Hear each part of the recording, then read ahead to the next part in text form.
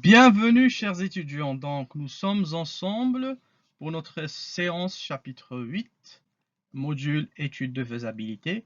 Nous allons parler désormais du contrôle et du suivi.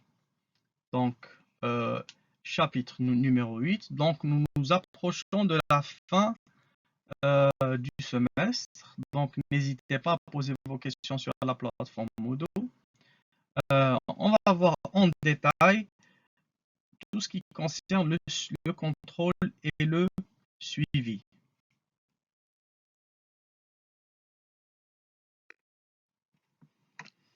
Nos objectifs du jour et nos objectifs évidemment du cours, plus précisément.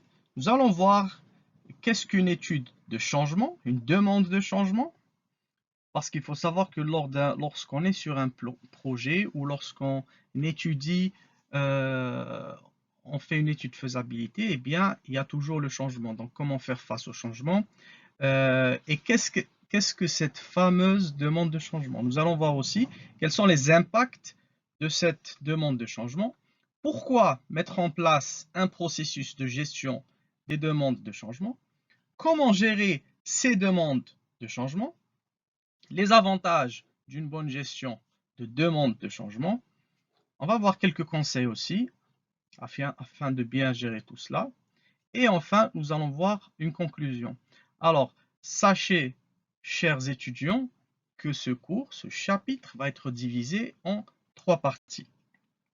Nous allons commencer par la demande de changement en partie 1.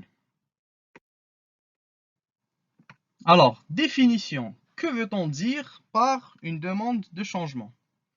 Eh bien, une demande de changement ou communément appelée aussi modification, est une proposition dont l'objectif est de modifier une partie ou alors un aspect d'un projet, d'un service ou d'une entreprise. Par exemple, vous avez été missionné, donc vous avez été en charge d'une mission d'un projet de développement d'application. Donc on parle ici, par exemple, des gens qui sont dans le domaine de l'IT, l'informatique. Votre client se rend compte pendant l'exécution du projet qu'il lui manque une certaine fonctionnalité, une option importante afin de mieux exploiter son application. Alors, ici, il va faire une requête de changement. Et bien, ce changement, son objectif, la requête, donc, son objectif est de s'aligner avec les demandes et ce que veut le client exactement. Nous allons voir ici quelques phrases qui ont été dites par des gens connus de ce monde. Un certain Winston Churchill a dit « Mieux vaut prendre le changement par la main avant qu'il ne nous prenne par la gauche ». Un certain Francis Blanche a dit « Face au monde qui change, il vaut mieux penser le changement que changer le pansement ». Donc deux versions, ou alors deux visions différentes du changement, mais qui sont en lien avec notre module du jour. Donc ces phrases-là portent à méditation et nous donnent une idée sur l'importance du changement sur un projet ou alors sur un processus de notre vie ou de nos vies de tous les jours ou alors de nos vies professionnelles. Alors, qu'est-ce qu'une demande de changement? Les demandes de modification, ne viennent pas seulement de l'extérieur. Ils peuvent venir également de l'équipe projet. Par exemple, dans un projet informatique, utiliser un framework en complément ou à la place d'un des frameworks qui avait été choisi peut donner lieu à une requête de modification. Chaque demande doit être traitée dans un processus bien défini avec des parties prenantes et des RACI bien définis. Donc nous allons définir prochainement ce que veut dire l'acronyme RACI. Pour cela, que ce soit interne ou externe, la demande doit se faire via un formulaire de demande de changement.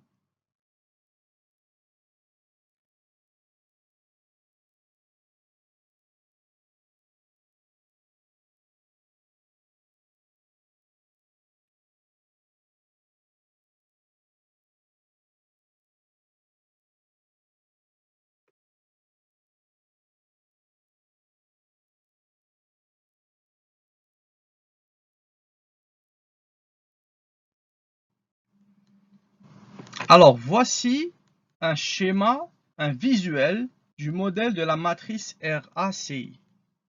Donc, R pour réalisateur, le A pour approbateur, le C pour consultant et enfin le I pour informer. Alors, réalisateur, c'est la personne qui est en charge du projet. D'accord? Approbateur, donc c'est la personne qui va donner le feu vert, donc qui va accepter le projet. C, le consultant qui va travailler directement, c'est le principal, c'est le spécialiste dans ce domaine précis. Et informer, on veut dire par là, communément, donc toutes les parties prenantes qui ont un quelconque intérêt dans le projet. Donc, on voit ici, par exemple, concernant les livrables ou les tâches, on a initiation, étude d'opportunité. En deux, on a charte de projet. Ensuite, concernant la planification, on a cahier des charges, plan détaillé. Et enfin, la réalisation, elle va comporter 6 étapes: registre des risques et problèmes, plan de communication, mise en place finance, mise en place vente, mise en place achat, mise en place production et enfin mise en place logistique. Les équipes qui vont être en charge du projet, donc vous avez l'équipe projet bien évidemment et vous avez aussi l'équipe management. Donc ça va être les personnes ou alors les entités qui vont gérer le projet. Entre autres, vous avez le sponsor, le changement lui-même, équipe informatique. Concernant l'équipe projet, donc on peut parler par exemple du chef de projet. Alors, ce qui suit, c'est les différentes actions qui vont donc prendre part durant le projet et l'équipe projet va être en charge de ces tâches-là. Donc, on a tâche d'intégration, coordination finance, coordination vente, coordination achat, coordination logistique, coordination production et l'équipe finance. Donc, on peut aussi conclure que ceux-là sont des départements au sein de l'entreprise.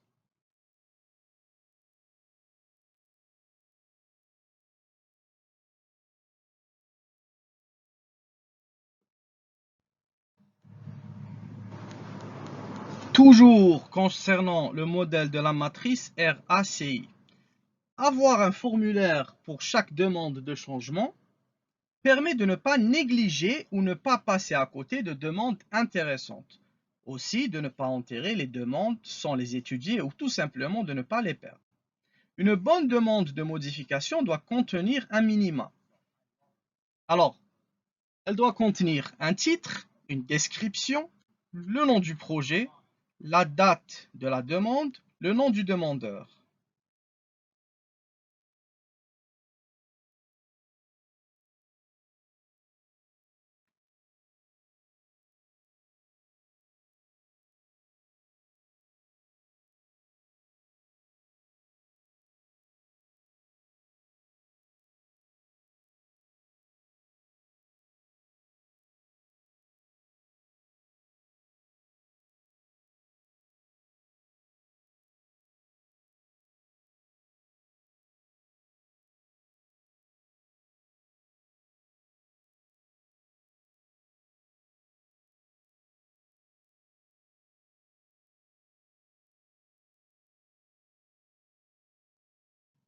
Toujours concernant le modèle de la matrice RACI, la description du problème en spécifiant le type de problème résolu, à savoir défaut, amélioration, nouvelle idée, l'impact du changement, le bénéfice attendu, une priorité.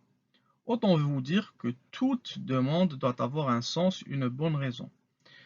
Ce que on vient de lister, chers étudiants, eh bien, ce sont les différents composants d'une bonne demande de changement.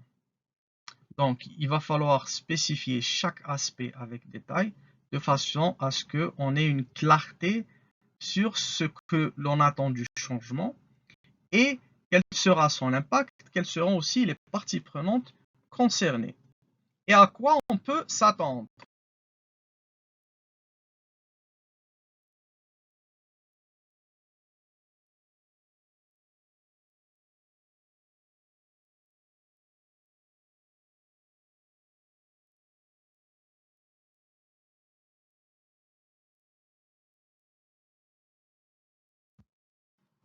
Désormais, nous parlerons des impacts d'une demande de changement. Chaque demande de changement lors de l'exécution d'un projet peut avoir des impacts plus ou moins considérables sur quoi? Sur la portée du projet, sur le roadmap, le planning global, l'avancement du projet en d'autres termes, les coûts en termes de ressources humaines et ou matérielles. En effet, il peut nécessiter d'impliquer plus de ressources ou de faire appel à des ressources supplémentaires durant le projet. Ces ressources vont être plus spécialisées, plus expérimentées avec une expertise avérée, et ce, dans le but de respecter certains jalons.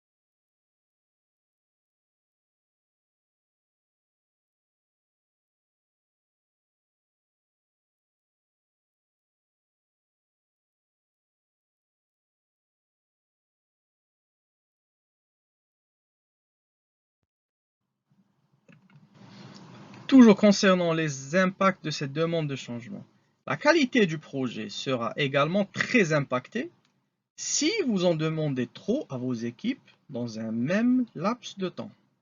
Les risques du projet peuvent être impactés également sur tous les plans. Ces mêmes risques sont particulièrement à surveiller de près, voire de très près, dès lors qu'un changement est introduit. Afin de contrôler tous ces impacts, introduire chaque demande dans un processus bien défini et adapté à votre contexte est la meilleure chose à faire. Donc, prenez ça en considération. Donc, pour contrôler les impacts, il faut suivre le même procédé, le même processus, les mêmes étapes. Et l'adapter bien évidemment à votre contexte, à votre situation spécifique, parce que, comme on l'a déjà expliqué, chaque projet est unique, a des caractéristiques uniques, a des problématiques uniques aussi. D'où l'importance de définir le processus et le lier directement à votre contexte à un moment T.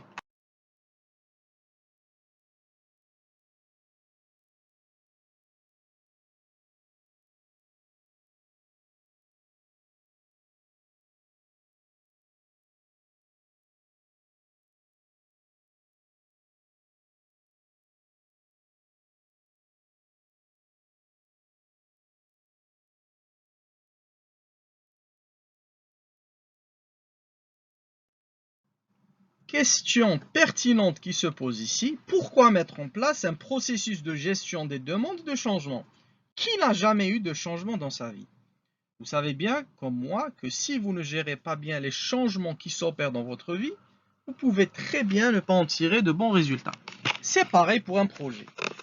Un processus de gestion des demandes de changement est nécessaire. Pourquoi? Parce qu'il évite d'entraîner un désalignement du projet avec la stratégie globale de l'entreprise ou une confusion dans l'équipe ainsi que dans les parties prenantes, sachant que chaque partie prenante a un intérêt qui diffère de l'autre. Grâce à un comité de contrôle des changements, il est possible de simplifier et rationaliser ce processus, évitant ainsi les erreurs courantes telles que le gold plating ou alors le scope creep.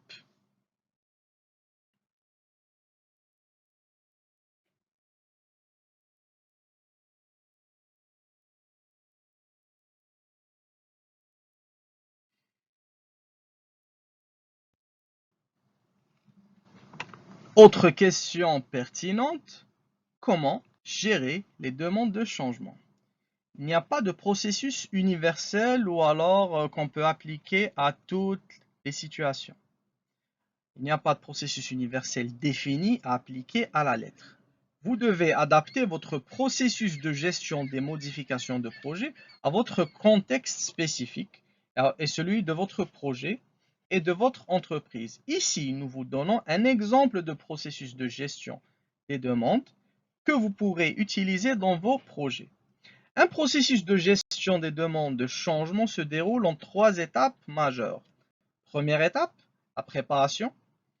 Deuxième étape, gestion des demandes. Troisième étape, la clôture. Ces étapes spécifiques sont subdivisées en phases qui guident leur mise en place.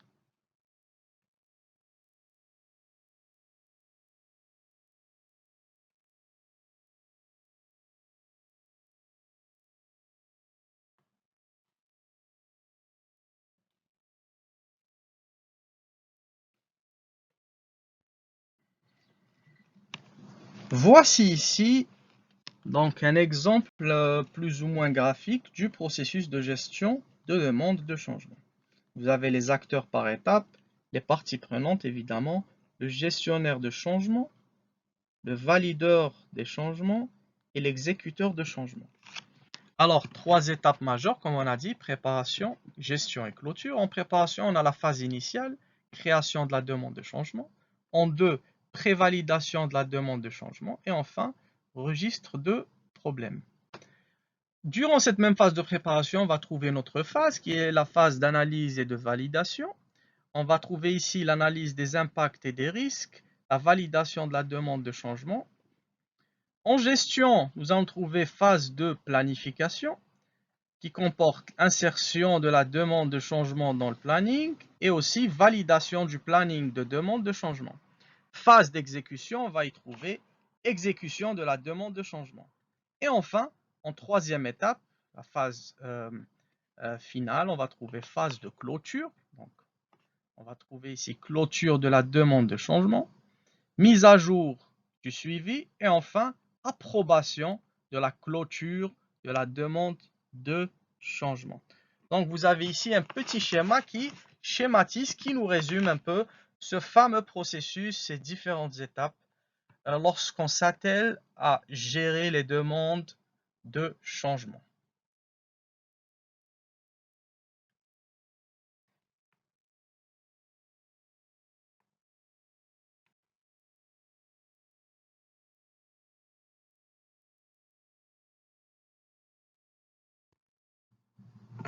Étape numéro 1, la préparation. Donc nous allons aller étape par étape sur ce processus en expliquant chaque étape en détail. Étape 1, la préparation. Cette étape consiste à créer la demande de changement. Vous pouvez vous servir du template ou alors exemplaire fourni plus haut, c'est-à-dire l'exemple qu'on vient de voir. Toute requête de modification doit passer par une analyse préliminaire. L'objectif de cette analyse est de déterminer si le changement vaut la peine d'être pris en considération. L'idée étant de ne pas perdre du temps à faire des analyses approfondies alors que le changement n'est même pas justifié. Toujours étape 1, préparation.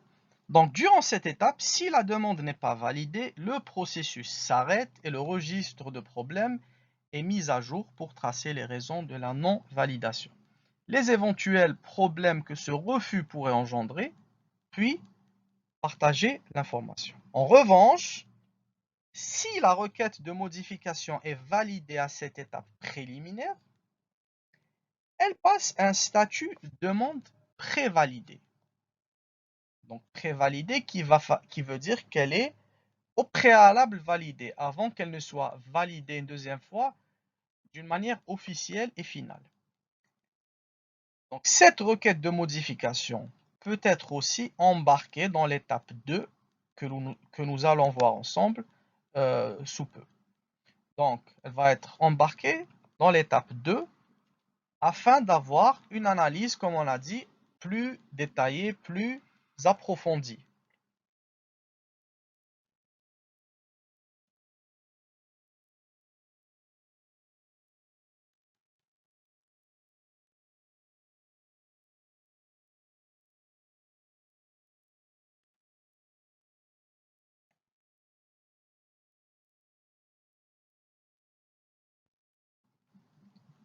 Nous y sommes donc, étape 2, la gestion. Cette deuxième étape concerne la gestion des demandes. Comme on a expliqué auparavant, ou alors comme on a introduit cette étape, on va gérer les demandes d'un point de vue un peu plus pragmatique avec plus d'éléments, puisque nous avançons dans le processus. Donc cette fameuse étape de gestion constitue 3 phases majeures. En 1, nous allons trouver l'analyse et la validation. En 2, nous avons la planification. Et en 3, nous allons trouver l'exécution. Donc analyser, évaluer, valider en 1.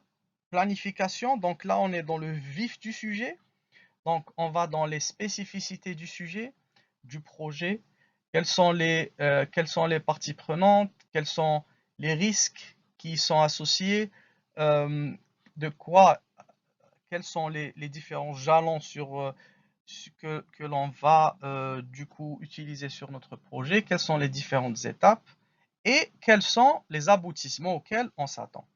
Et du coup, on va passer après cela à l'étape d'exécution qui est l'étape décisive, là où on considère que l'on a fait notre étude préalable, que l'on a analysé, validé et planifié notre projet. Là, on s'attelle à le mettre en place ou alors l'exécuter.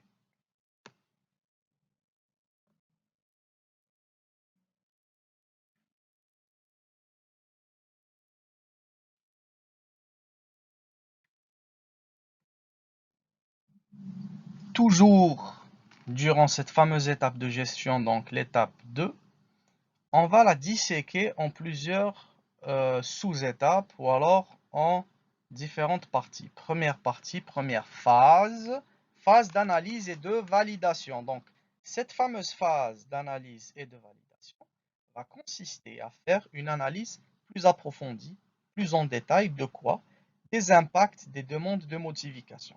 C'est-à-dire que si le sponsor du projet va nous demander, ou alors le demandeur du projet, de changer certaines choses, avant de dire oui, on va analyser quels seraient les différents impacts de ce changement. Donc des impacts d'un point de vue stratégique, d'un point de vue fonctionnel, d'un point de vue stratégie. Est-ce que ce changement va être toujours aligné avec la stratégie globale et la vision globale de où l'entreprise veut aller, vers quelle direction veut aller? Est-ce qu'on va dépasser les coûts, les délais? Est-ce que nous allons dépasser le budget? Est-ce que nous avons besoin, ça va nécessiter plus de main-d'œuvre, plus de ressources humaines, plus qui vont nécessiter d'avoir des compétences qui ne sont pas présentes au sein de notre équipe actuelle. Donc tout cela doit être analysé avant, évidemment, de passer à cette étape de exécuter le changement. Toujours durant la phase 2, celle du changement, de gestion, pardon. Donc, une sous-partie de ce qu'on vient de voir, on va voir l'analyse des impacts et des risques.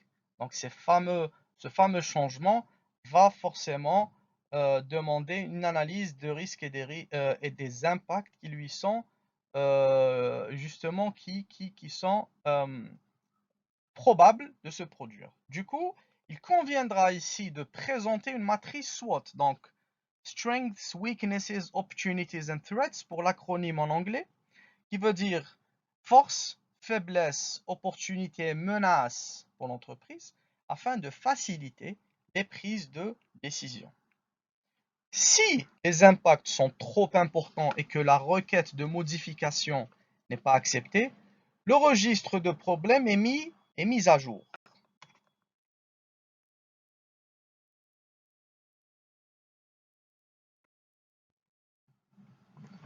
Alors, 1.2, toujours étape de gestion, validation de la demande de changement.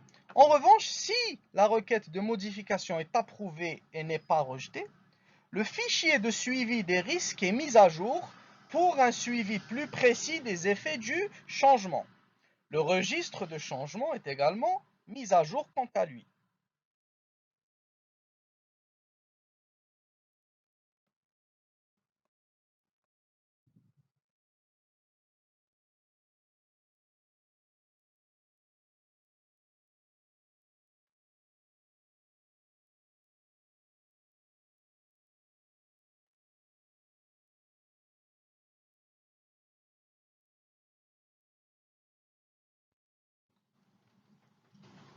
Représentation graphique concernant cette phase 2 ou alors étape 2, la gestion. Donc nous allons diviser ça en deux étapes, le registre des risques et le registre des problèmes. Registre des risques, on a donc tout ce qui est risque juridique, risque humain. Ça c'est concernant la nature du risque, la description juridique, contrôle ou audit pendant la durée du projet. Humain, les investissements nécessaires au projet ne sont pas approuvés. Ensuite, nous avons trois colonnes qui suivent, concernant toujours le registre des risques. C'est selon la gravité, la probabilité et la criticité. La colonne, c'est la conséquence si avérée, si le risque se présente. Nous avons aussi la tendance et nous avons aussi les actions préventives. Concernant le registre des problèmes, eh bien, nous avons première colonne de gauche à droite, nous avons description du problème. Par exemple, nous avons le responsable du changement n'a pas encore été assigné au projet, par exemple SAP 30. 2. L'infrastructure informatique entre le CMRL et le siège donc de l'entreprise est à revoir. Donc, ce ne sont que des exemples. Deuxième donc, colonne, nous avons le sommaire d'impact. Le plan de communication est en attente, ou alors, deuxième exemple, concernant l'infrastructure, deux problèmes sont à régler. L'augmentation de la puissance des serveurs pour supporter la charge nouvelle et le réseau dont l'utilisation va quadrupler dans les mois qui viennent. Ensuite, nous avons la date identifiée, déclarée par donc la personne qui est censée gérer cela. La priorité, critique, haute, élevée, etc. Responsable, le statut, clôturé, en traitement. Ensuite, nous avons résolution. Donc, cette étape, on va avoir trois colonnes ici. On va avoir, entre autres, action corrective. Le sponsor a été informé, comprend l'importance de la demande, par exemple. Date de la résolution, on a par exemple le 5 mai 2021. Et enfin, résolution finale, Bernard Dupuis est confirmé comme responsable du changement et de la communication projet SAP 30. Bienvenue dans l'équipe Bernard. Donc, ceci représente un exemple, chers étudiants, évidemment d'un résumé de cette étape 2 de la gestion des changements. Phase de planification. La deuxième phase dans l'étape de gestion est la phase de planification. Dans cette phase, le gestionnaire de changement propose un planning prévisionnel tout en prenant en compte le projet dans sa globalité. Toutes les autres demandes doivent être approuvées.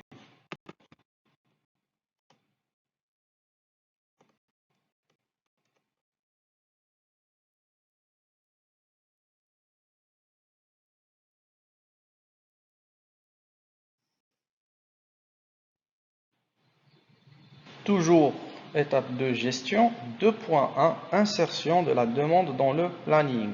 Les différents jalons doivent être clairement identifiés, sans oublier de prendre en compte l'analyse des risques et l'estimation des coûts à engager. Il s'agira aussi de définir différents livrables liés au changement.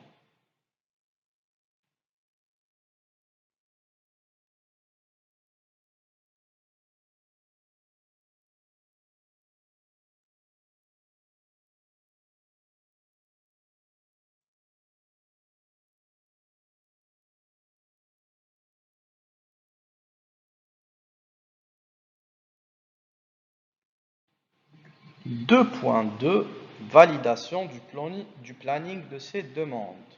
Une fois ce travail accompli, il sera temps de faire approuver la demande avec toute information de risque, de coût et de délai. Petit rappel, ça nous rappelle le fameux triangle d'or, risque, coût et délai. 3. Phase d'exécution. Ici commence la mise en œuvre effective du changement. Dans le domaine informatique, on dira que c'est la phase d'implémentation. C'est dans cette phase que les différents livrables définis dans la phase précédente doivent être mis en place, en d'autres termes, réalisés.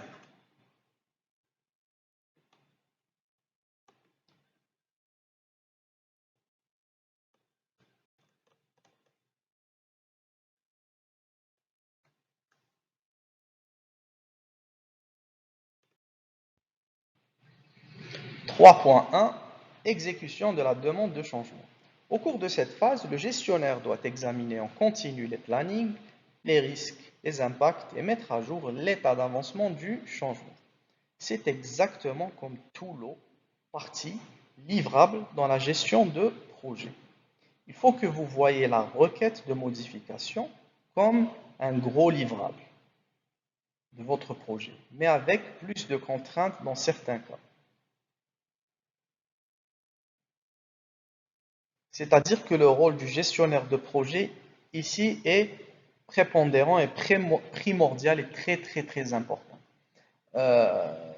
Du fait que son analyse, son examination et sa prise en considération des différents changements qui vont donc se concrétiser en termes de planning, de risque, de changement, en termes de changement d'objectifs, euh, de ressources, d'imprévus, etc. Donc, peut avoir un impact important sur la suite de l'état d'avancement du projet.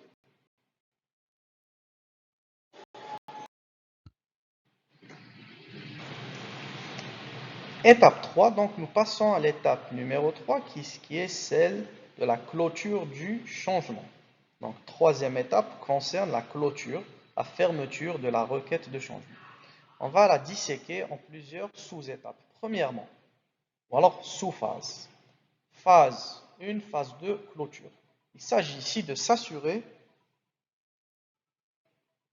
que le changement mis en œuvre correspond bien aux attentes et de clôturer l'exécution de la demande. La phase de clôture va être donc divisée en sous-phases. On a le 1.1 clôture de la demande. D'abord, le changement doit être vérifié et validé par l'approbateur. Ce dernier, c'est-à-dire l'approbateur, celui qui valide, doit également vérifier que les parties prenantes en sont satisfaites et puis vérifier que le changement répond bien aux besoins et au fameux cahier des charges et ses conditions. Ils sont bien spécifiques, bien clairs et auxquels on doit adhérer.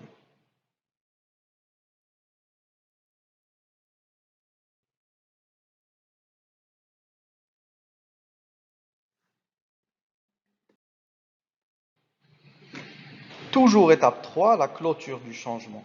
1.2, approbation de la clôture de la demande. Comme pour la fin de tout lot ou gros livrable d'un projet, il convient ici de mettre en place un RETEX. Ce qu'on appelle, donc c'est un acronyme, retour d'expérience, afin de recueillir les retours des parties prenantes sur ce qui a fonctionné. Aussi sur ce qui n'a pas fonctionné, mais aussi d'avoir des pistes d'amélioration.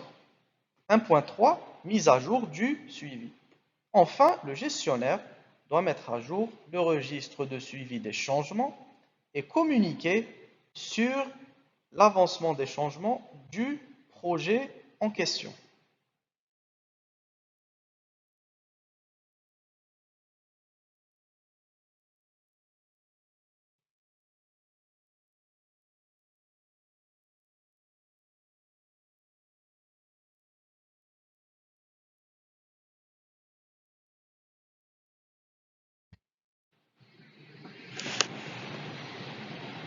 Quels sont les avantages d'une bonne gestion de demande de changement?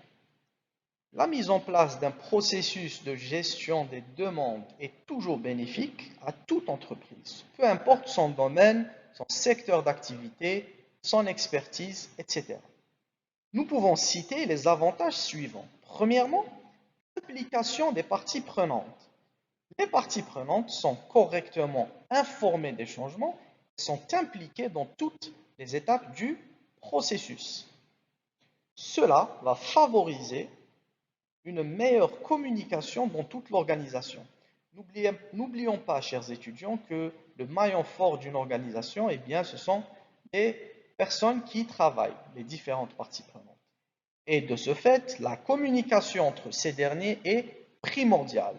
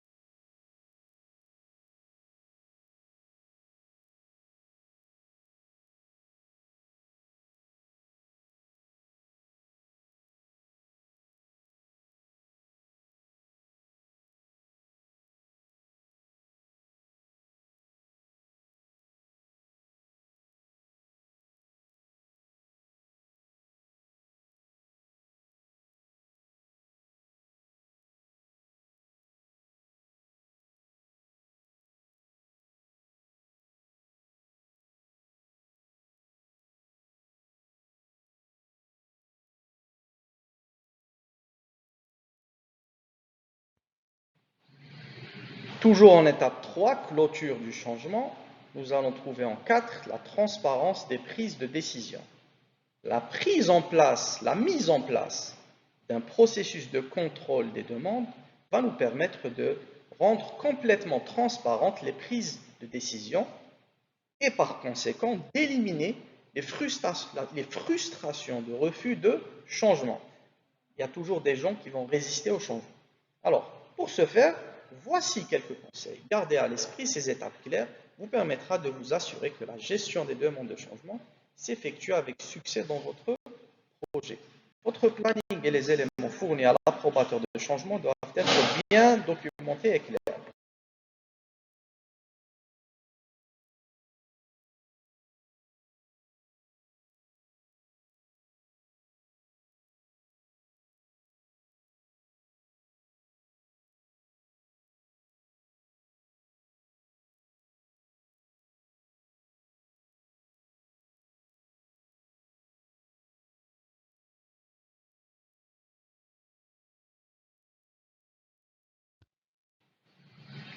Concernant toujours les conseils, ne négligez aucun aspect du changement. Cela permet de démontrer clairement pourquoi ce dernier se produit, comment il sera mis en œuvre et quels sont les résultats attendus. Vous devez mettre en place un plan de communication imparable pour que les parties prenantes soient correctement informées des changements afin de s'y adapter. Vous devez en outre reconnaître les petites victoires, encourager les efforts pour soutenir le moral des équipes, car quelquefois, le changement peut être difficile et brusque. Et de ce fait, mettre en place un changement graduel qui va être en bout de course effectif est mieux que d'essayer de changer les choses d'une manière brutale.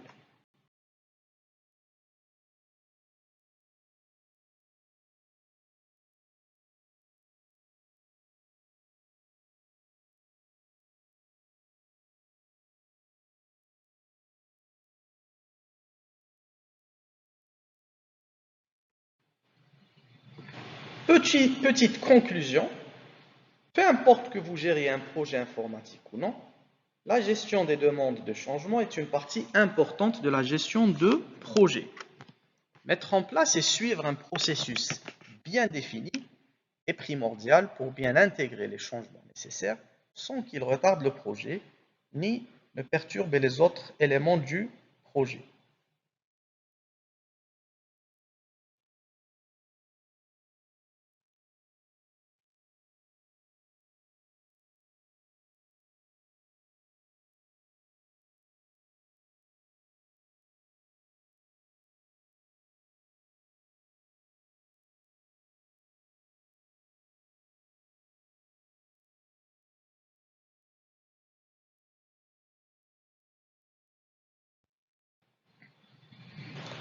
quels sont vos KPI de suivi de projet? Key Performance Indicators. En français, les indicateurs de performance. Donc, les KPI sont beaucoup utilisés pour le suivi de projet. Appelés parfois aussi indicateurs clés de performance, ICP, les KPI sont des indicateurs de mesure de la performance de vos projets. Dans ce qui suit, nous parlerons des 3 KPI projets indispensables pour la réussite de votre projet.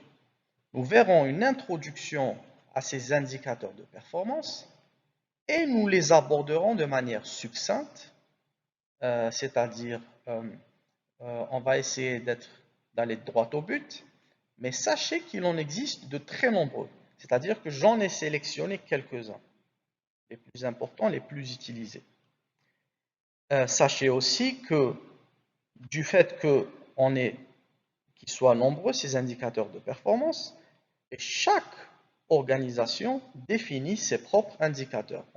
En d'autres termes, on va adapter nos indicateurs de performance à notre situation spécifique, à notre projet, à ses demandes, aux risques, aux parties prenantes, à nos différentes contraintes, etc. Donc, on va les adapter en fonction de l'unicité de notre projet.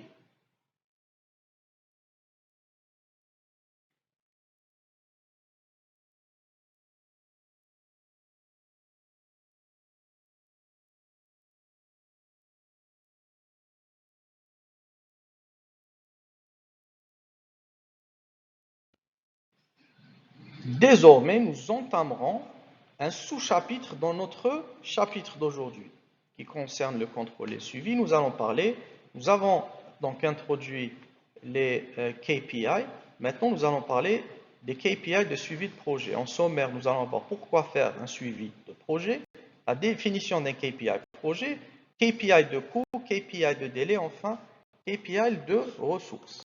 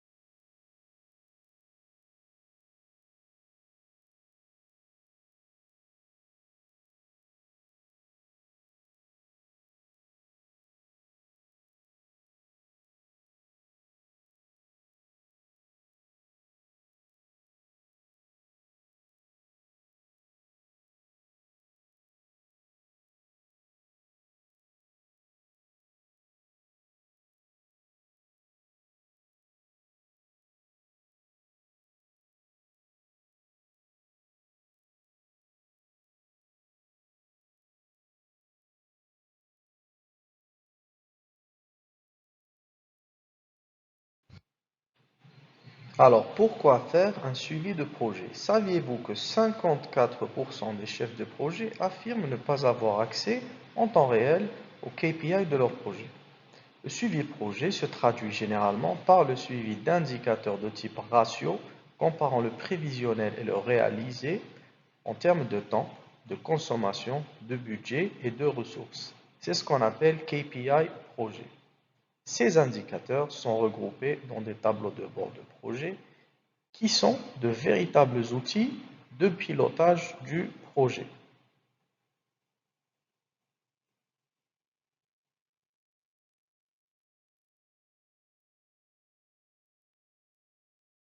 En d'autres termes, ce qu'on dit ici, c'est que les chefs de projet nous disent qu'ils n'ont pas vraiment accès aux KPI lorsqu'ils en ont besoin. Du coup, il y a une discussion ici. Il y a des écoles qui disent que les KPI c'est très important. Il y en a d'autres qui disent que c'est juste un phénomène de mode. Et il y en a d'autres qui disent on ne voit pas vraiment l'importance de ces indicateurs.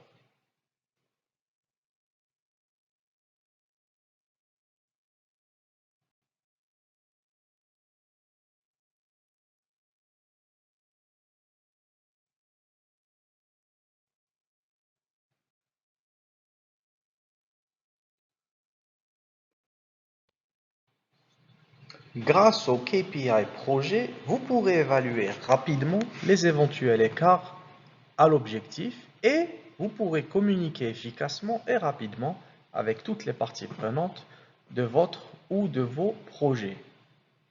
Donc, prochainement, nous allons voir des exemples d'indicateurs de performance. Donc, évidemment, c'est très important de voir, d'avoir une idée de ce que cela a l'air et de faire quelques calculs. Peut-être les utilisez-vous déjà pour vos projets, peut-être pas. Sinon, vous pouvez les adapter ou les réutiliser pour vos projets.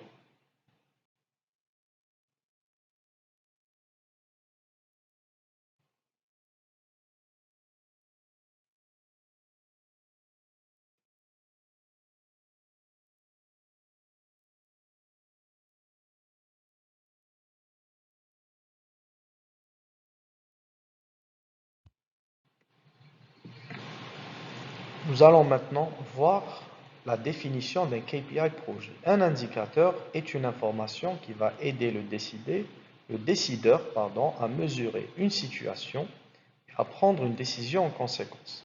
La décision peut être de ne rien faire ou bien au contraire d'adopter des mesures correctives. En d'autres termes, le KPI est une aide à une certaine situation ou schéma donné et il va nous aider, en fait, il va être d'une aide précieuse afin de prendre une décision.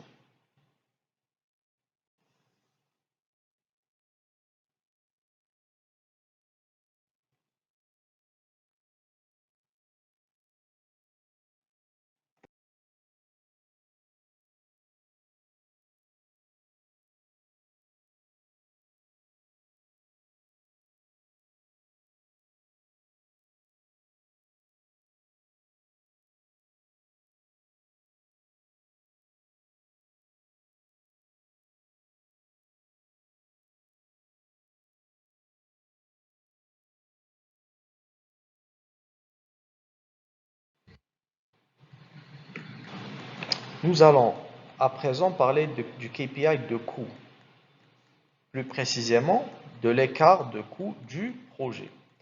L'un des premiers KPI projet à suivre est sans doute le KPI de coût. Avec l'indicateur écart de coût du projet, on mesure si le coût du projet effectif est différent du coût prévu au départ. KPI 1 égale au coût réel moins le coût prévisionnel divisé par le coût prévisionnel. En anglais, on parle du KPI Budget Allocated to Budget Spent Ratio. Donc, c'est un ratio donc en pourcentage. Nous allons désormais parler du KPI de délai, écart de durée. Délai veut dire durée. Avec l'indicateur écart de durée, on mesure si une tâche a duré plus longtemps que ce qui a été planifié au début, ou alors initialement.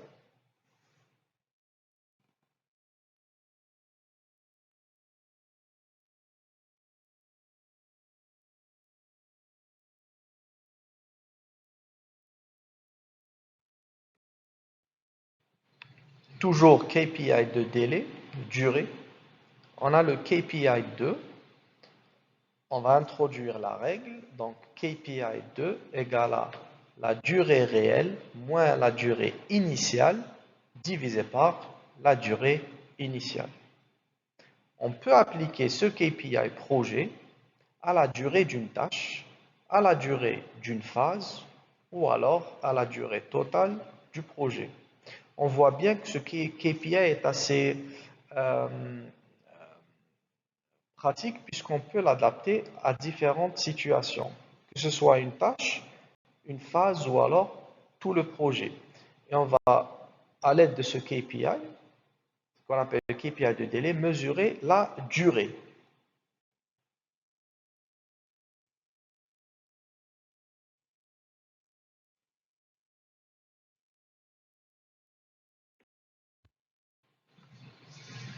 Nous allons à présent parler des KPI de ressources, productivité des ressources humaines du projet.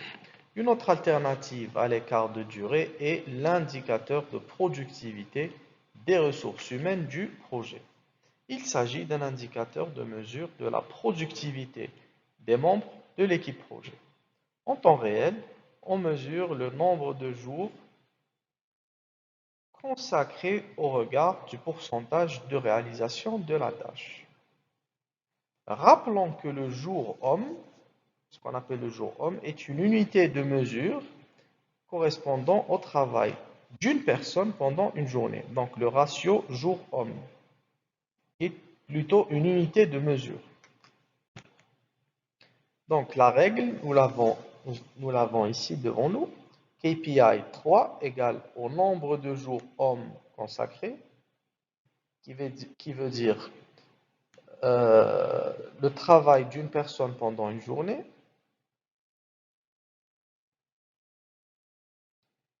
multiplié par le pourcentage de réalisation de la tâche.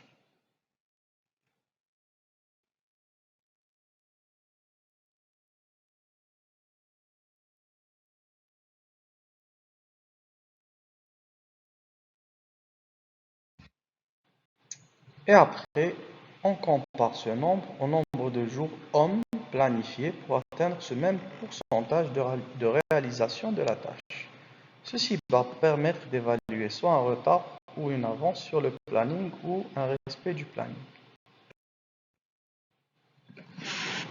Comité de pilotage, comment organiser un copil, plus un modèle de support de présentation. C'est ce que l'on va voir ensemble.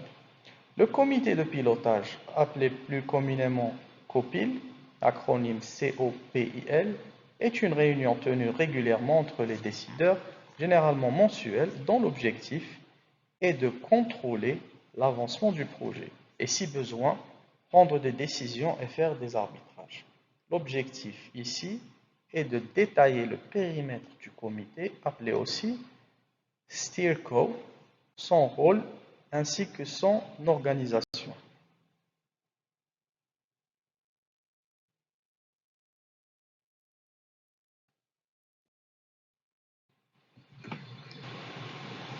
Alors, la troisième partie que l'on va voir maintenant, on va voir qu'est-ce qu'un comité de pilotage, quand on le mettre en place, pourquoi le COPIL est-il important, comment fonctionne un COPIL, modèle de présentation du comité de pilotage, quelle différence entre comité de pilotage et comité de suivi, comment faire une présentation COPIL, comment organiser votre COPIL, et à la fin, on va voir une conclusion.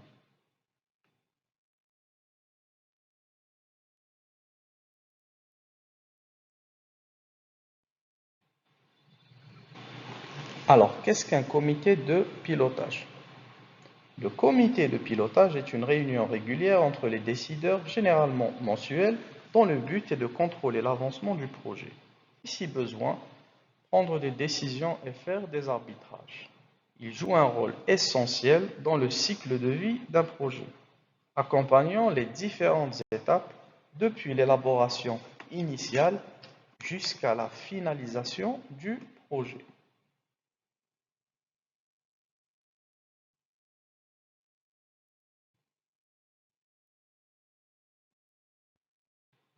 D'après Joanne Knudson, qui est une oratrice principale du PMI,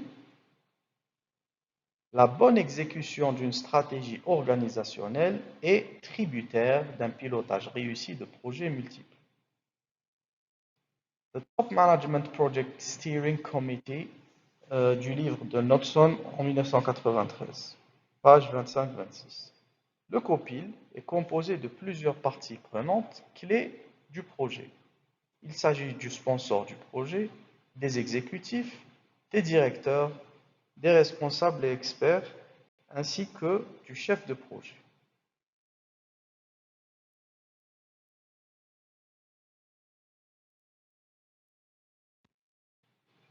Ensemble, ces responsables, qu'ils soient internes ou externes à l'organisation, travaillent en synergie, c'est-à-dire ensemble, afin de faire progresser les projets en adéquation avec les objectifs stratégiques définis dans la fameuse charte du projet. Quand le mettre en place? L'organisation d'un COPIL est définie lors du lancement du projet dans le cadre du plan de communication. Les missions du comité de pilotage peuvent être résumées comme suit. Conserver l'engagement des décideurs et sponsors du projet, vérifier qu'on est sur le bon chemin en s'assurant que le top management des entités impliquées dans le projet est aligné sur l'avancement et rectifier si besoin, partager les difficultés et risques du projet et avoir le sponsorship du management pour faire avancer les choses plus rapidement, prendre des décisions sur les points de blocage éventuels, conflits sur l'utilisation de ressources, changement de périmètre, autres contraintes impactant les coûts, qualité ou délai des projets.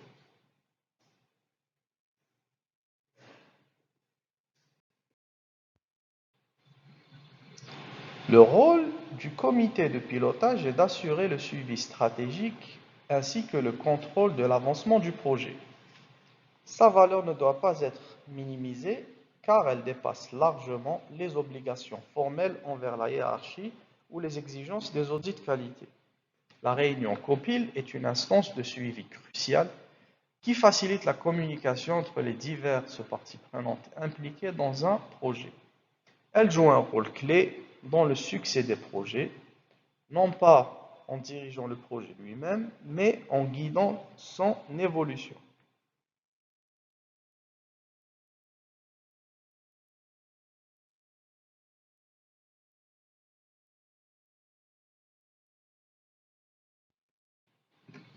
Cette guidance se traduit par le suivi de l'avancement du projet, la prise de décisions importantes ainsi que la résolution de problèmes potentiels. En outre, elle aide à assurer que le projet reste aligné avec les objectifs stratégiques définis et qu'il respecte les délais prévus. Comment fonctionne un COPIL? Un COPIL fonctionne en tant qu'organe central pour guider et superviser l'avancement d'un projet. Afin d'optimiser l'atteinte des objectifs fixés, la composition du COPIL est déterminante. La sélection des membres se fait en consultation entre le chef de projet et le sponsor du projet, de manière à rassembler une équipe transversale composée de responsables seniors et d'experts internes et externes impliqués dans le projet.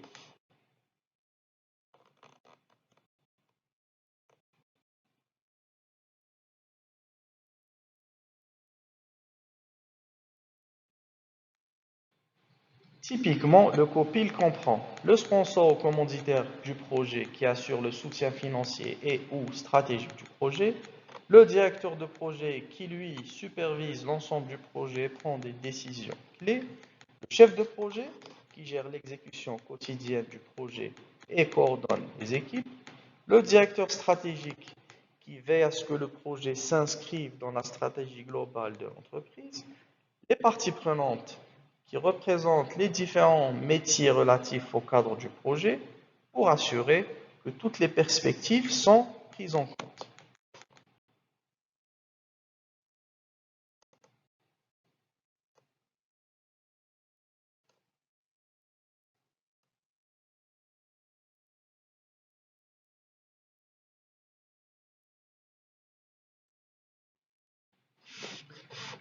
Ces membres doivent avoir de l'autorité, de l'influence, un pouvoir décisionnel par rapport à leurs différentes entités.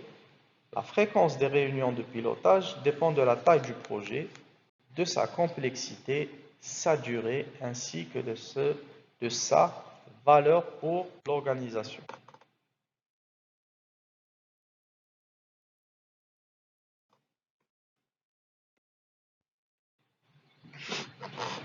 La majorité des projets que j'ai gérés avaient des réunions de pilotage mensuelles. Ces réunions peuvent être organisées exceptionnellement pour traiter des difficultés particulières bloquant l'avancement du projet ou nécessitant la décision de la gouvernance du projet. Ce sera à l'appréciation bien sûr du chef de projet ainsi que du sponsor de projet. Exemple ici, ordre du jour. Voici un exemple d'une réunion de comité de pilotage. Un certain projet SAP 30 CMRL. Décision du copil précédent, vue d'ensemble sur l'avancement, vue d'ensemble sur la performance du projet, revue du budget, revue du planning, revue des risques, évolution des KPI de projet, décision à prendre, validation des demandes de changement, questions et enfin, prochaine réunion. Quelle différence entre comité de pilotage et comité de suivi? Le COPIL est l'une des instances phares de gouvernance de projet. Son objectif principal est de donner des orientations permettant d'assurer le suivi de l'avancement du projet tout en respectant les contraintes du projet en termes de qualité, coût et délai. Ça nous rappelle le fameux triangle d'or, qualité, coût, délai. Le comité de suivi de projet ou coproj, lui, se concentre sur la coordination et l'accompagnement des équipes opérationnelles pour assurer une meilleure livraison du projet. Comment faire une présentation COPIL? En règle générale, la trame du support de présentation utilisé lors des réunions du COPIL suit un format standard, mais elle peut être personnalisée pour couvrir des sujets spécifiques si nécessaire. Le fonctionnement d'une réunion s'articule généralement autour de plusieurs points clés qui sont présentés et discutés. Ces points sont souvent repris dans l'ordre du jour de la réunion. Premièrement, liste des participants. Il est important de noter qui est présent, absent ou excusé lors de la réunion. Deuxièmement, décision de la dernière réunion de pilotage. Un résumé des décisions prises lors de la dernière réunion doit être partagé avec tous les participants peu après la réunion. C'est une opportunité pour vérifier que tous sont d'accord avec le compte rendu.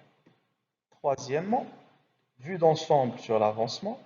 Le chef de projet a la responsabilité de fournir une synthèse sur l'évolution du projet. Il faut présenter les actions menées, celles restant à effectuer, ainsi que les principales difficultés rencontrées. Un diaporama PowerPoint est généralement suffisant pour cette partie.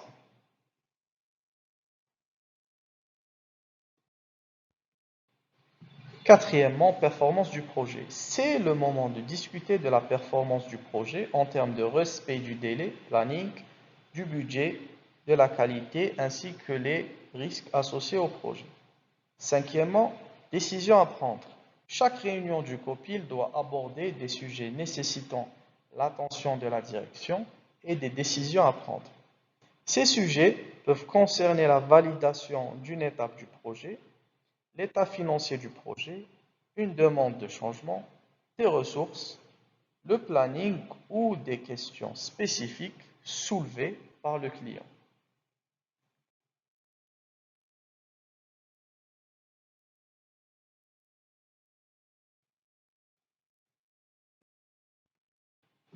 Sixièmement, les questions.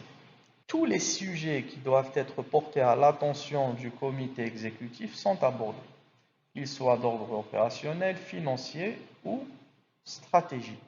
Septièmement, prochaine réunion. La fin de la réunion est l'occasion de discuter des délais les détails de la prochaine réunion, ce qui inclut contenu, date et heure, ainsi que le lieu où les réunions se tiennent. Ces différents points permettent de garder une trace claire et structurée de la progression du projet ainsi que des décisions prises. Cela va faciliter ainsi la gestion et le suivi du projet.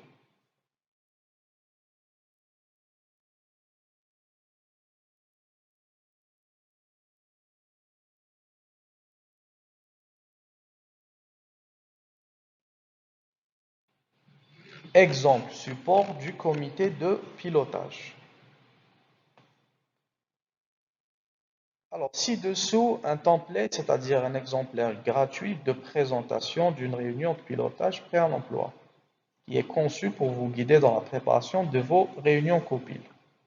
Il inclut comment organiser votre COPIL. Pour organiser votre COPIL de manière efficace, plusieurs éléments doivent être pris en compte. Premièrement, définissez clairement les objectifs. Donc, les objectifs de chaque réunion du COPIL doivent être bien définis en amont. Cela peut impliquer la prise de décision importante, le suivi de l'avancement du projet ou la résolution de problèmes éventuels.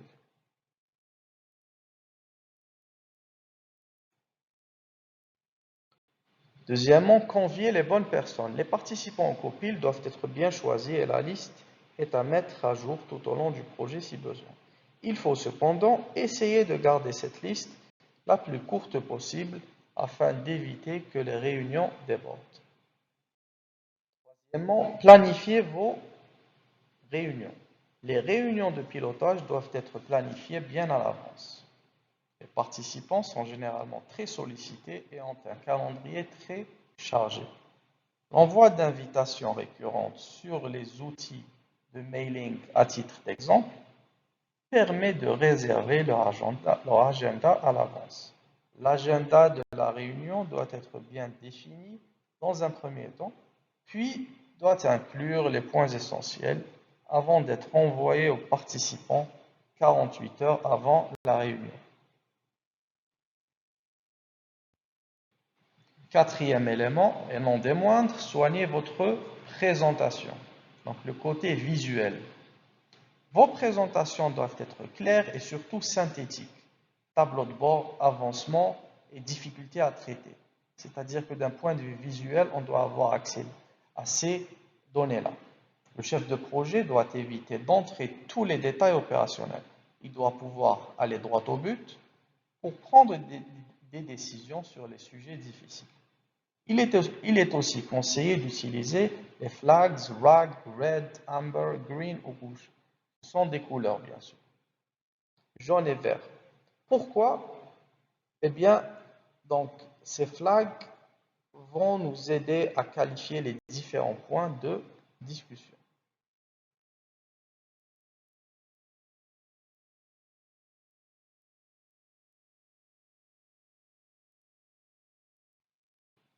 Cinquièmement, obtenez l'appui et le soutien du sponsor du projet.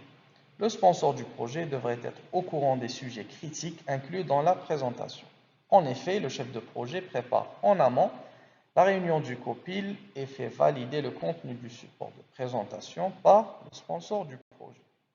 Ainsi, il s'assure d'avoir son appui et sa validation, notamment sur les performances du projet, difficultés alertes à communiquer, les éléments qui ont besoin d'arbitrage et les prises de décision de la part de l'ensemble des parties, les propositions de solutions et leur soumettre. S'opposer à quelques décisions. Cela peut impacter la gestion de la réunion et par conséquent sa productivité. Le chef de projet doit utiliser son potentiel de négociateur et de son tact politique pour apaiser les tensions et faire avancer le projet dans le bon sens. Il doit donc faire appel à ses compétences de résolution de conflits. Donc ici, il s'agit plus d'avoir des compétences soft skills que des compétences purement techniques qui sont liées au travail. Donc être un bon négociateur, savoir négocier, savoir convaincre Donc, avoir la capacité de conviction, savoir faire la part des choses, savoir parfois ignorer certains événements insignifiants, etc.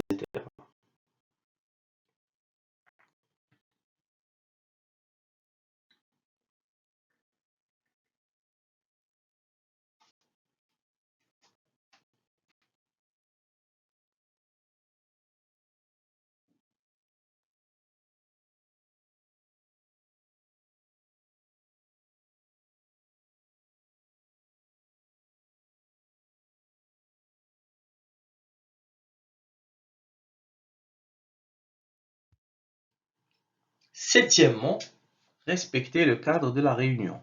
L'animation d'une réunion copile efficace nécessite le respect strict de l'agenda établi. Chaque point à l'ordre du jour doit être abordé de manière précise et concise en tenant compte du temps imparti.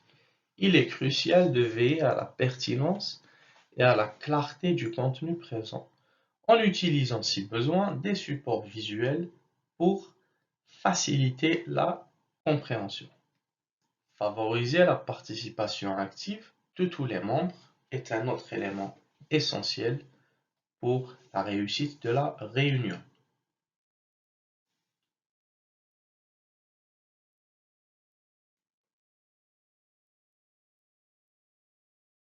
Donc, le contenu doit être clair, visible, compréhensible et un contenu qui ne comporte pas trop de détails non plus. Donc, aller droit au but.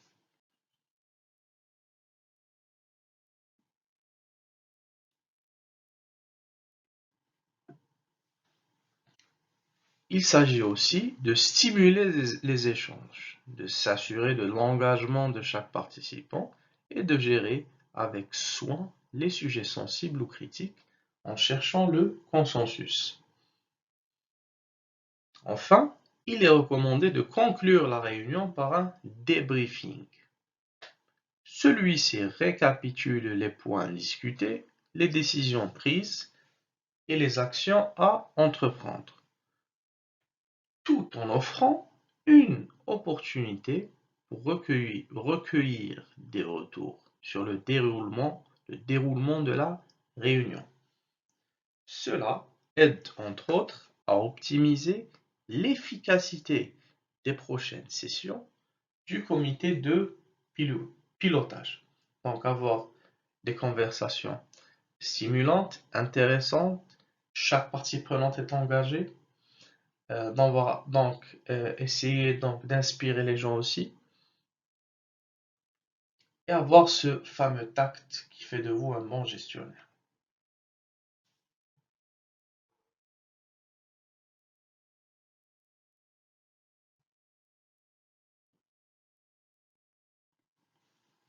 Huitième point, faites un compte rendu du comité de pilotage. L'implication des parties prenantes est un aspect crucial du comité de pilotage. Pour garantir leur engagement et leur compréhension de l'évolution du projet, il est impératif de leur fournir un compte rendu du COPIL. Préparé par le chef de projet, ce compte rendu doit être envoyé à tous les participants dans les 24 heures qui suivent la réunion. Ce document documente les différentes décisions prises lors de la réunion en assurant ainsi la traçabilité. Ce compte-rendu sert non seulement à informer les parties prenantes des derniers développements, mais également à enrichir la documentation du projet. Cela contribue à une meilleure transparence et à une gestion efficace du projet.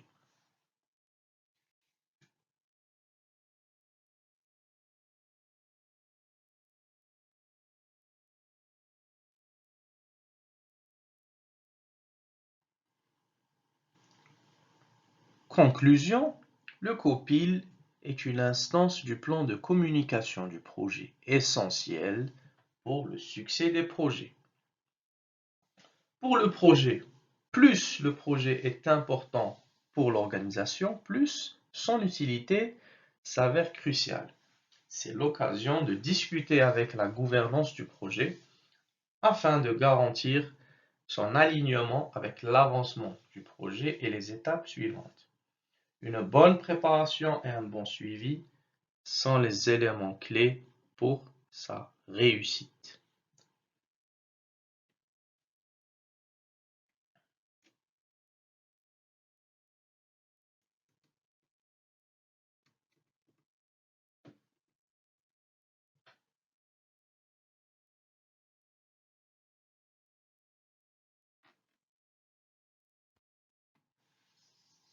À présent, nous allons parler de la fameuse valeur acquise, en anglais earned value, comment l'utiliser en gestion de projet. L'analyse de la valeur acquise est un outil essentiel pour le contrôle de performance d'un projet. Il sera l'objet de ce qui va suivre. En permettant de mesurer les écarts entre planification et réalisation, elle offre une perspective précieuse sur les futurs résultats. En gestion de projet, le suivi des coûts et des délais est fondamental. Pour y parvenir efficacement, il est important de comprendre certaines notions clés. Parmi celles-ci, la valeur acquise ou earned value en anglais occupe une place centrale. Nous aborderons en détail la notion de valeur acquise en expliquant comment elle est déterminée et utilisée dans la gestion de projet avec exemple à l'appui.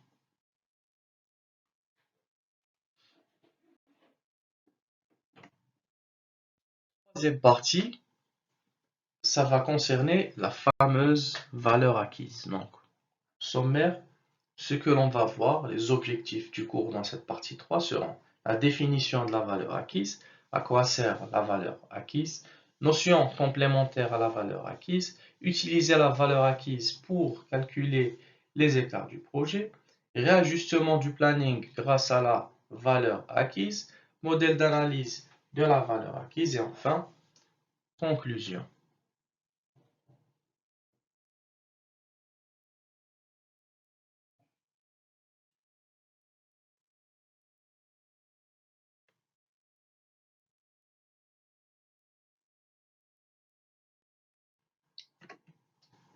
Commençons par la définition.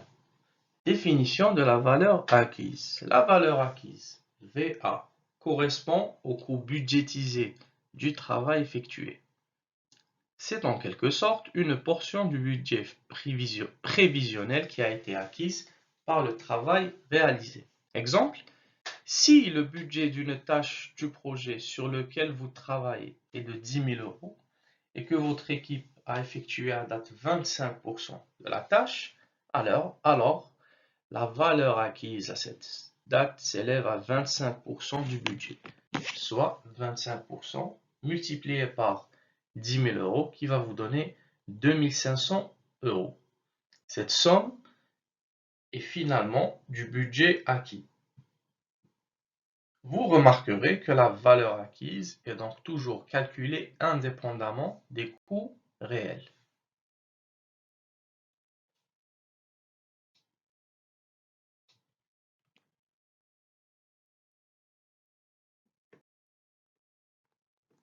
En revanche, elle est intimement liée à l'avancement physique, c'est-à-dire au pourcentage du travail effectué et qui reflète la réalité du terrain.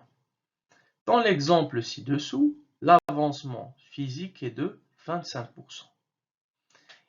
Il n'est pas toujours évident d'estimer ce pourcentage, notamment pour les tâches qui nécessitent un effort non linéaire. Dans ce sens, je vous invite à en savoir plus sur les techniques de mesure de l'avancement physique d'une tâche ou d'un groupe de tâches.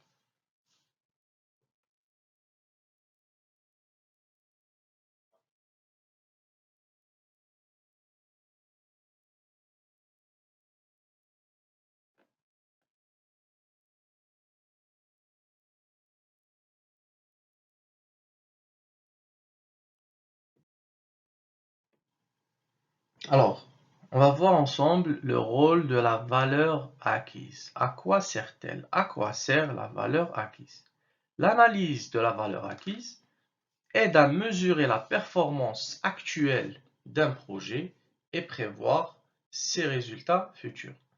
Ainsi, elle sert à, premièrement, mesurer la performance du projet. La valeur acquise permet de connaître à tout moment l'avancement réel du projet par rapport à ce qui était prévu. Alors, tant en termes de coût qu'en termes de délai. Elle offre donc une vision précise de la situation actuelle du projet.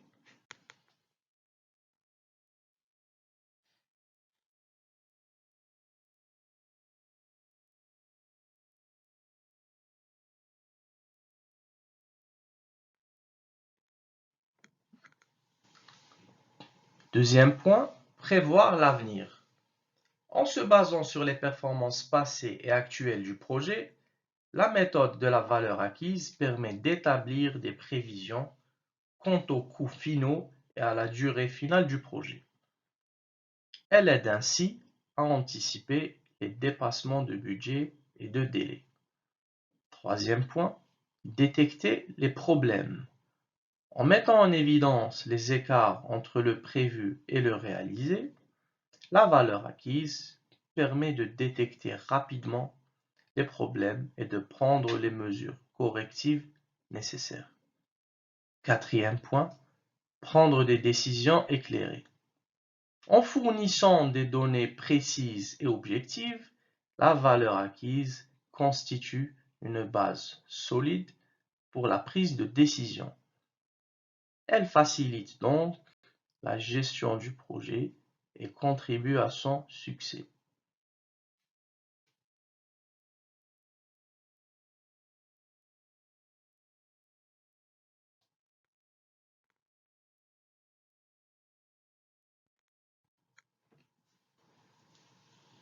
Notion complémentaire à la valeur acquise. Pour bien comprendre et interpréter la valeur acquise dans le cadre d'un projet, deux notions complémentaires sont essentielles. Premièrement, la valeur planifiée, VP. Deuxièmement, le coût réel, CR. Ces deux paramètres jouent un rôle clé dans l'analyse de la performance d'un projet et sont par conséquent indispensables pour pour évaluer efficacement son avancement.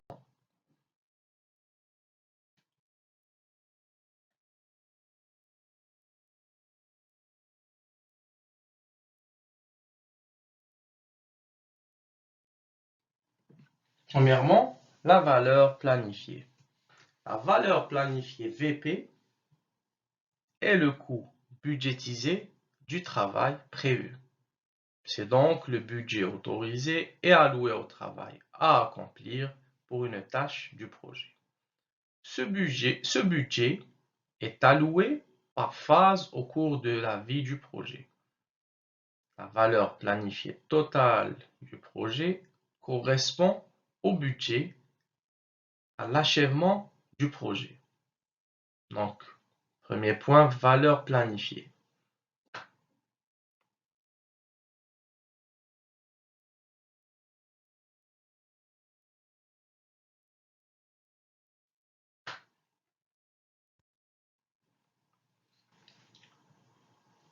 Deuxièmement, le coût réel. Le coût réel, abréviation CR, est le coût réellement payé pour le travail effectué. C'est la somme des coûts réellement encourus et enregistrés au cours de l'accomplissement du travail pour une tâche du projet. Autrement dit, c'est la somme des coûts encourus pour accomplir le travail mesuré par la VA.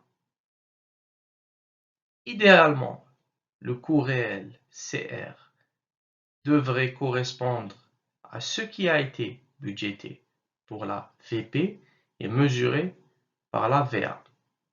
Ainsi, ces trois paramètres calculés VA, VP et CR feront l'objet d'un graphique en courbe de suivi de l'avancement du projet en termes de coût et de délai.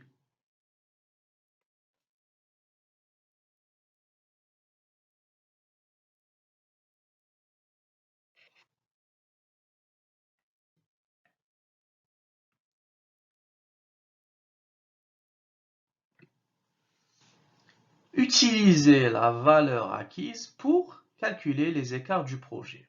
Dans la gestion des projets, une méthode couramment utilisée pour visualiser et comprendre les écarts est la courbe en S. On constate le plus souvent des écarts entre la valeur planifiée VP, la valeur acquise VA et le coût réel CR. Les écarts à surveiller lorsque vous pilotez un projet sont les écarts de délai, qu'on appelle aussi communément variance de délai, ainsi que les écarts de coût, ce qu'on appelle aussi variance de coût.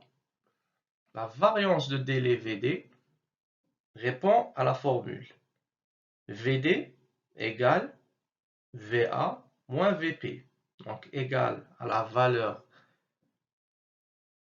variance de délai égale à la valeur acquise moins la valeur planifiée. Quant à la variance de coût VC, elle correspond à la formule, elle répond à la formule VC égale à VA moins CR.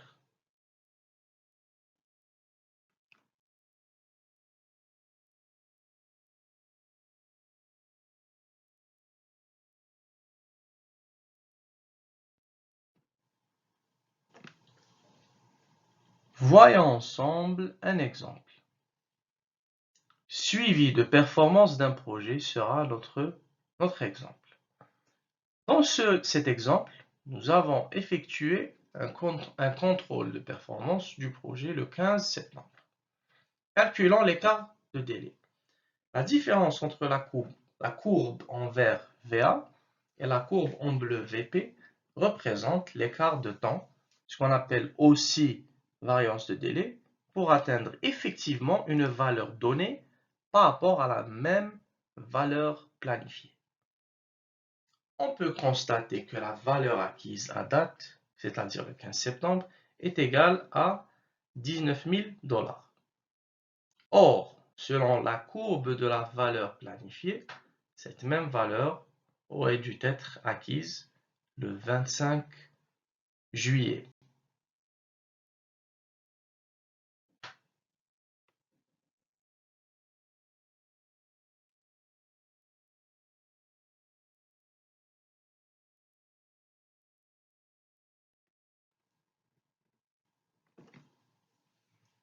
L'écart de coût.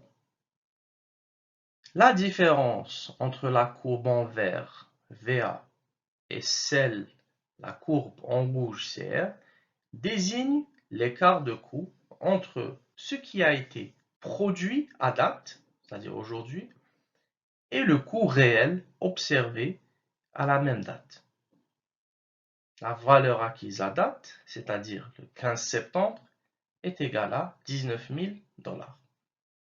Or, selon la courbe que l'on va voir, selon la courbe du coût réel, nous avons déjà dépensé 27 000 $. En résumé, notre exemple montre qu'à date du 15 septembre, le projet a dépensé plus que prévu et a produit moins que prévu.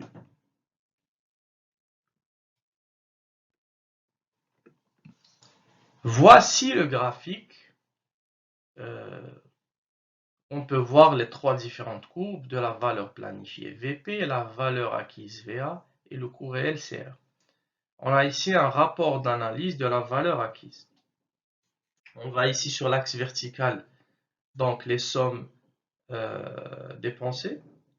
Ça va de 0 jusqu'à 30 000 et on voit bien les trois valeurs. Donc 19 000 $ concernant Donc, la valeur acquise, 27 000 pour le coût réel. Et enfin, on a en bleu la valeur planifiée, qui est de 23 000 $. Vous avez sur l'axe horizontal les dates de contrôle qui sont en mois. Et vous avez les dates exactes, à savoir 25 septembre et 15 août. Donc le 25 septembre va correspondre avec 19 000 $, qui va nous donner donc la date du 25, et le 15 septembre, eh bien, il va donc concourir avec 27 000 $. Vous aurez à travers ce graphe votre écart de délai, votre écart de coût.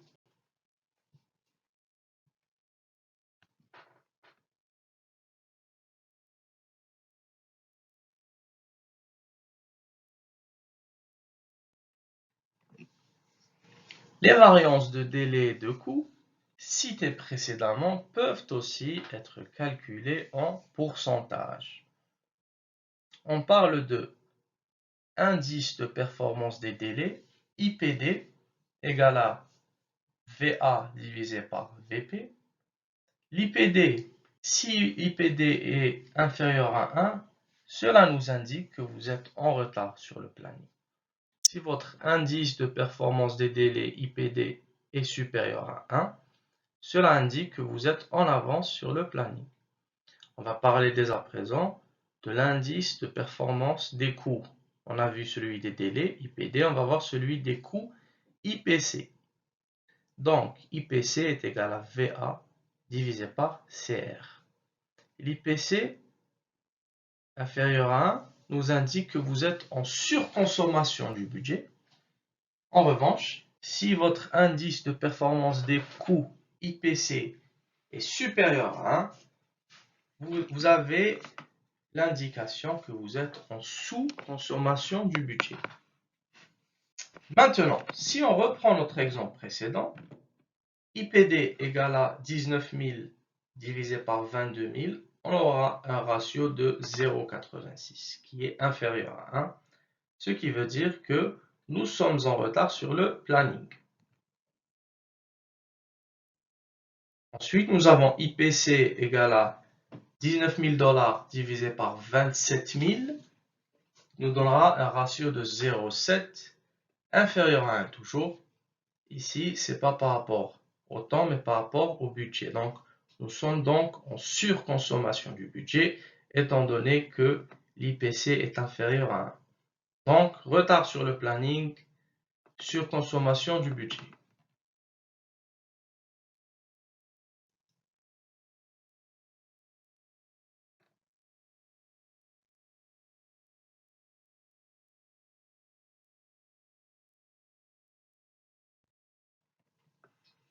Réajustement du planning grâce à la valeur acquise.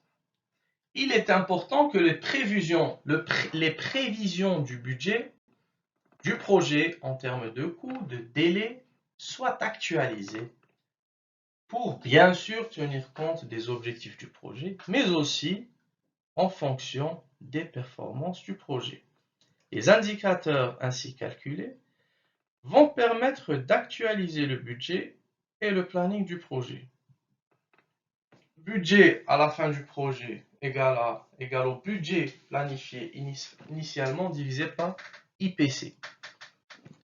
En reprenant les indicateurs de notre exemple ci-dessus, donc précédent, on aura ceci. Si le budget du projet prévu initialement est de 50 000 $, alors avec les mêmes performances actuelles, le budget à l'achèvement du projet sera de 50 000 $ divisé par 0,7, c'est-à-dire un peu plus de 71 000 $ au lieu de 50 000 $.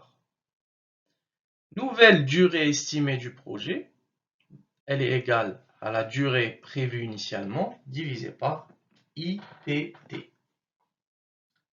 Si la durée initiale prévue est de 200 jours par exemple, alors au même rythme actuel, le projet durera au total 200 jours divisé par 0,86.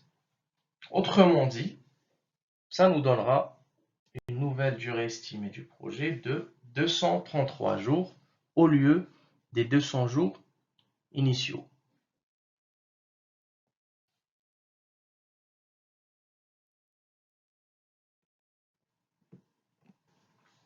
Si après, on utilisera un modèle de la valeur acquise que vous pouvez télécharger. Il s'agit d'un modèle Excel qui va vous permettre de faire les calculs et aussi de tracer automatiquement un graphe de comparaison dans le but de vous faciliter l'analyse de la valeur acquise.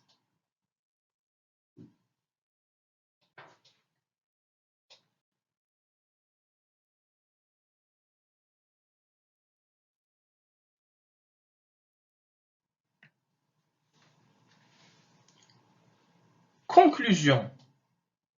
En conclusion, la méthode de la valeur acquise est un outil précieux en gestion de projet.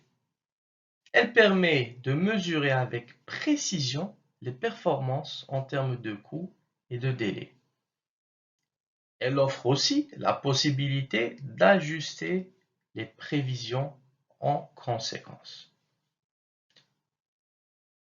En utilisant cette méthode, les gestionnaires de projet peuvent identifier rapidement les écarts par rapport au plan initial et prendre des mesures correctives dans le but de maintenir le projet sur la bonne voie.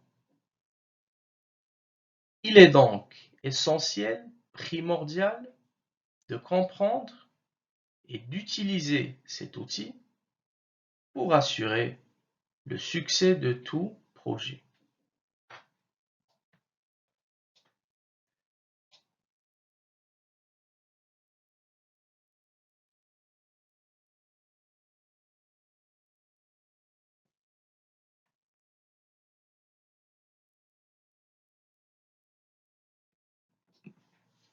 Alors, on arrive à la fin de notre chapitre qui a été divisé en 3 sous-chapitres, d'accord?